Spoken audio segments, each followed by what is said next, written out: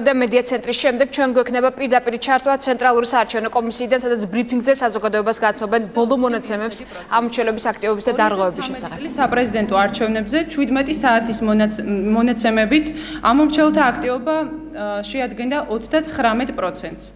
რამდენიმე წუთში CSKO-ს ვებგვერდზე შეგიძლიათ იხილოთ ამორჩევლთა აქტივობა ოლქების მიხედვით.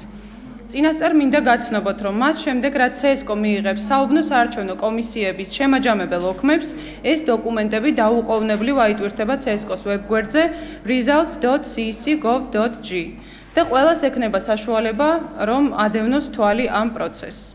ამორჩევლთა აქტივობის შესახებ უკვე საბოლოო 20 საათის მონაცემებს გაგაცნობთ 9-ის ნახევარზე, მას შემდეგ, რაც დასრულდება კენჭისყრის პროცესი და დაიხურება საარჩევნო უბნები. აქვე შეგახსენებთ, რომ საარჩევნო უბნების დახურვამდე დარჩა სულ რაღაც 2 საათზე ნაკლები. საარჩევნო ადმინისტრაცია კიდევ ერთხელ მოგიწოდებთ მიხვიდეთ საარჩევნო უბნებზე და დააფიქსიროთ თქვენი არჩევანი.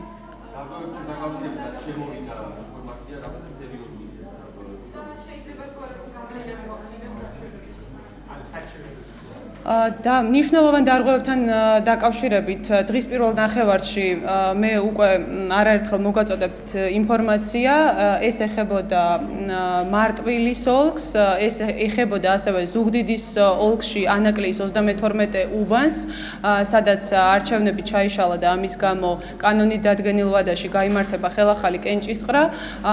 გარდა ამისა, ჩვენ ვამოწმებთ ყველა ინფორმაციას, რომელიც შემოდის საარჩევნო ადმინისტრაციაში, თუმცა გადამოწმების შედეგად თითქმის არ დასტურდება უმეტესობა ამ ინფორმაციიდან მიღებული ფაქტების შესახებ, ასე რომ თუ თქვენ გაქვთ რაიმე სახის ინფორმაცია, ასევე ამორჩევლებსაც კიდევ ერთხელ მოგიწოდებთ, რომ მოგვაწოდეთ ნებისმიერი სახის ინფორმაცია არჩევნთან დაკავშირებით.